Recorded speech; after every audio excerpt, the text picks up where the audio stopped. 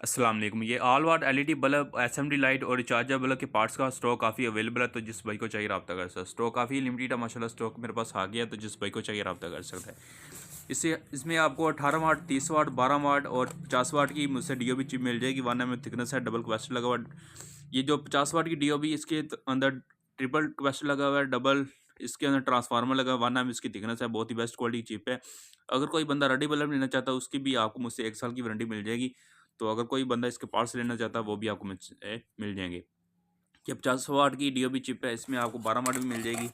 ये 12 वाट की पड़ी हुई है। इसी में आपको 30 वाट, 18 वाट और 5 वाट की मिल जाएगी। तो जिस भाई को चाहिए रब्ता कर सकता है। स्टॉक काफ़ी लिमिटेड है। तो अभी आपको इसकी बॉडी भी दिखा देता हूँ। ये 30 वाट की बॉडी है, ओरिजिनल चेरामिड बॉडी है इसकी। और ये 50 वाट की बॉडी है। इसी में आपको 12 वाट की बॉडी मिल जाएगी, वो भी आपको दिखा देता हूँ। ये A65 की बॉडी है, ओरिजिनल चेरामिड इसका डिफ्यूज़र